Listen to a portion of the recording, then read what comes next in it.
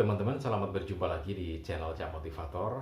Dan kali ini saya masih akan terus berbagi informasi tentang peluang bisnis yang sangat menjanjikan untuk bisa dilakukan oleh teman-teman. Dan masih seputar bisnis limbah. Jadi limbah jadi berkah gitu ya. Kalau biasanya saya berbagi informasi tentang bisnis jungle jagung yang merupakan limbah pertanian jagung, maka kali ini saya akan berbagi informasi tentang limbah hasil produksi kelapa atau kopra. Ya mungkin banyak yang mengetahui sabut kelapa atau serabut kelapa yang biasanya dibuang begitu saja ya, kemudian dibakar. Nah ternyata ini merupakan nilai tersendiri karena ini merupakan produk yang di sini dibuang tapi sebetulnya di luar negeri sangat dicari gitu ya. Jadi ada serabut kelapa, ada serbuk kelapa. Jadi ini terbuat dari sabutnya kelapa ya. Kemudian ada yang namanya cocoa fiber dan cocoa peat gitu ya. Cocoa fiber itu serabutnya, kemudian kalau cocoa peat ini serbuk dari serabut tadi. Nah, ternyata ini punya nilai yang sangat tinggi kalau diekspor ya, khususnya di Korea Selatan dan juga di Cina atau di Tiongkok. Nah, bagaimana ceritanya dan seberapa besar sih keuntungan ekspor cocoa peat dan juga cocoa fiber ini? Simak terus video ini, jangan di skip supaya Anda mengetahui informasi ini lebih lengkap dan Anda beruntung karena kalau sudah subscribe kemudian tekan tombol lonceng, maka Anda akan mendapatkan informasi terus, notifikasi dari channel kesayangan Anda ini tentang informasi-informasi bisnis. Jangan lupa juga share video ini ke teman-teman Anda supaya teman-teman Anda yang membutuhkan informasi ini sangat terbantu dengan adanya share video ini. Dan itu Anda sudah sodako informasi. Teman-teman, kita akan masuk ke pokok pembahasan ya dari informasi tentang ekspor serabut kelapa, seberapa untungnya gitu ya. Jadi serabut kelapa ini kalau kita membeli itu paling tidak sekitar ini ya, serabutnya itu agak mahal kalau serabut. Jadi serabut itu kalau membeli dari petani yang sudah jadi gitu ya, serabutnya itu 1.900 per kilogramnya. Kemudian kalau diekspor sekitar 3.000-an, sekitar 3.000-an. Jadi ada spare 1.000.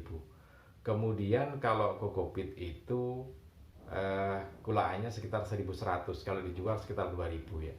Nah, patokannya semacam itu. Nah, kemudian kan jadi tanda tanya, kalau harganya ekspornya segitu, apa ya dapat keuntungan gitu ya? Ya dapat saja, karena kan yang namanya ekspor itu kan macam-macam sistem ekspornya ya. Ada yang kita cuman ngirim sampai di Tanjung Perak atau Tanjung Priok, kemudian pembelinya, pengimpornya yang mengurus semuanya. Jadi kita tahunya hanya setor sampai di pelabuhan gitu ya. Sementara urusannya lainnya pengimpornya. Ada yang memang dari sini sampai ke tempat tujuan, macam-macam sistemnya. Nah, ada juga yang bertanya, apa iya itu diekspor gitu ya? Dan untuk apa gitu kan? Nah, teman-teman, yang namanya serabut kelapa itu memang satu kali proses tapi dapat dua produk ya. Jadi serabut kelapa itu yang masih segar, yang dipakai untuk kopra, bukan untuk es degan ya. Kemudian masih segar dan langsung diambil, diproses dalam kondisi basah. Kemudian diproses atau digiling, itu diselek gitu ya. Kemudian jadi dua produk.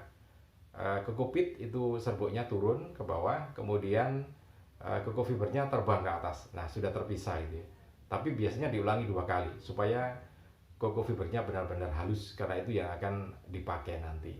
Nah, pertanyaannya masih banyak yang sering tanya, untuk apa gitu ya. Nah, karena ini produk ada dua, maka peruntukannya juga ada dua. Jadi cocoa peat atau serbuk itu dipakai untuk media tanam hidroponik gitu ya. Jadi di Jepang, di Korea, di Cina ini kan sudah mulai gencar untuk menanam dengan teknik hidroponik, sehingga medianya itu menggunakan cocoa peat. Jadi daya serap terhadap air itu memang lebih tinggi, 10 kali lipat dibandingkan dengan tanah gitu ya. Sehingga ini pilihan yang terbaik untuk media tanam hidroponik. Nah, sedangkan untuk cocoa fibernya, kenapa harus diminta halus? Karena memang ada beberapa penggunaan ya. Berdasarkan pengalaman teman-teman yang ekspor cocoa fiber yang ada di wilayah Jawa Timur sempat menyampaikan untuk apa gitu ya. Ternyata ini memang dipakai untuk furniture. Jadi kalau sofa itu kan biasanya kita pakai busa ya. Nah, karena di sana sudah mulai menerapkan lebih ramah lingkungan dan kembali ke bahan-bahan organik, maka busa tidak lagi dipakai tapi menggunakan sabut kelapa ini sebagai bahan ini apa sofa itu ya, supaya empuk, tidak menggunakan bahan-bahan kimia seperti busa tapi menggunakan cocoa fiber ini. Nah, selain itu bukan hanya sofa tapi juga jok untuk mobil ya. Jadi mobil dengan kriteria tertentu, dengan kualitas tertentu, misalnya mobil-mobil mewah di Eropa, ini sudah menggunakan joknya, jok mobilnya sudah menggunakan cocoa fiber, bukan lagi menggunakan bahan-bahan sintetis kimia yang lainnya. Jadi ada dua hal itu keperuntukannya, untuk sofa, kemudian untuk jok mobil. Nah, di Korea ini mobil Hyundai sudah menggunakan cocoa fiber sebagai bahan untuk ini apa jok mobilnya. Nah, ini yang sampai sekarang juga masih menarik karena ternyata di beberapa negara tujuan itu teman-teman yang menerima cocoa fiber maupun cocoa ini, pangsa pasarnya masih terbuka luas. Jadi berapapun itu masih akan tetap diterima karena memang ini kan bahan-bahan organik ya.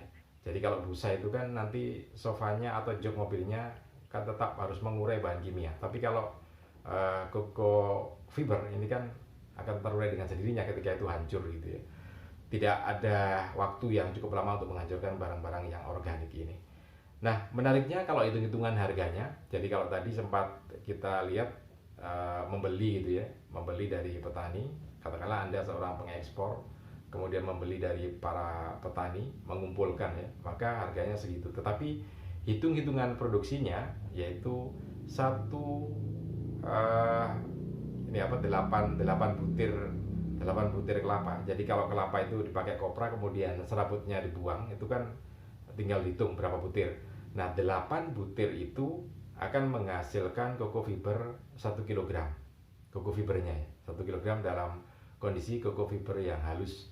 Kemudian cocoa peatnya 2 kali lipat, jadi 2 kg.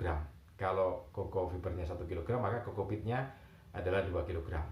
Nah, ini potensi yang sangat menjanjikan untuk dijadikan sebuah bisnis karena produksi buah kelapa di Indonesia itu dalam per tahunnya cukup signifikan, miliaran butir yang diproduksi ya, sehingga masih cukup banyak yang bisa dimanfaatkan.